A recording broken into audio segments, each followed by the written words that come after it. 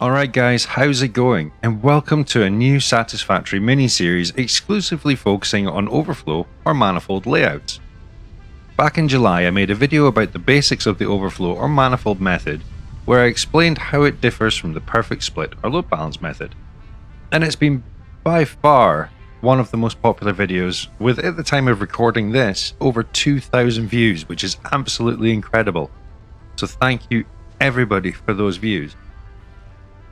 As it was a basic overview of the system, I never covered how else it could be used to help with the flow of your factories from production line to production line. So this series of videos will be covering different layouts that can help you optimize your factories if you favor the overflow method over load balancing. So without further ado, let's get started.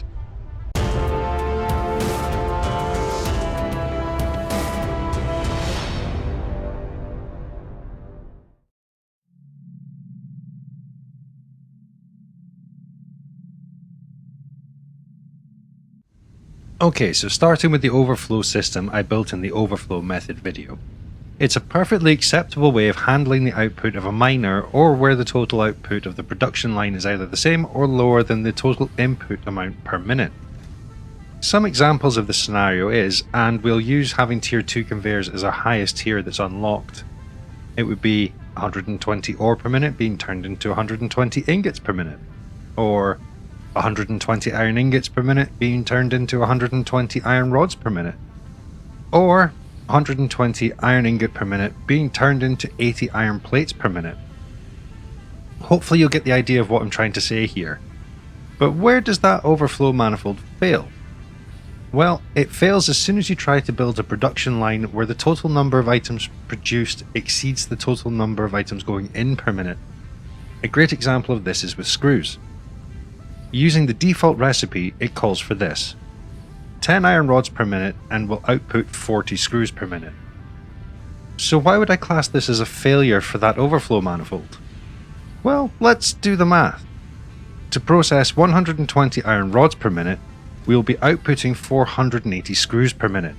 That's 4 times the capacity of the Mark II conveyor belt that we have access to.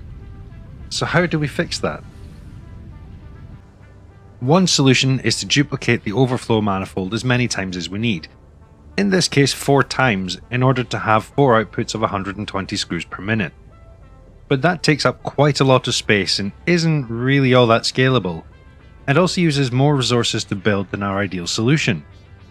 So by building something that takes up a bit less space, is scalable, and uses less resources to build, what's not to like? Basically, we need what I like to call a split output overflow manifold. So how do we do that? If we look at the system on the screen, we can identify the main problem. We aren't fully utilizing the splitters. At the moment, we're only using one of the splitter's 3 outputs to feed a machine, and then use the second to pass the input resource down the line. So that obviously leaves us with one unused output on the splitter itself. So the most efficient way would simply be to put another machine by that empty output and call it a day. But how does that solve the overloaded output, I hear you ask? Well, it's simple.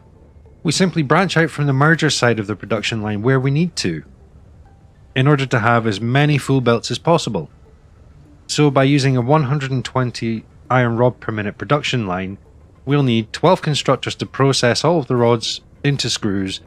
But following the recipe for the screws, we'll simply need to break out from every 3rd constructor, which means that for 120 rods used, we'll have 4 lines of 120 screws. And if we build that, you can see that it's far more compact than the previous solution, but it's equally as efficient. It's also more scalable than the old one because as we gain faster belts, all we need to do is extend the line by however many are required, and reconfigure the breakout points as needed, and we'll be good to go for another tier of belt. And with that said, I hope you've enjoyed this first episode in the Many Manifolds series. If you have, please leave a like, and if you wish, and if you haven't subscribed yet, please also consider doing that and clicking the bell notifications so that you don't miss out on the other upcoming episodes in this series, or any other content that I make after that. Also, if you have any questions or comments, want to highlight anything that I may have missed or simply just could have done better, please just comment below and I'll take them all on board, and I'll get back to you as quickly as I can. I would also like to take the opportunity to again thank everyone who subscribed so far. Hitting 100 subscribers has been absolutely incredible, and let's hope that we can keep growing and keep becoming a fantastic community. Until then though, I'll see you in the next one.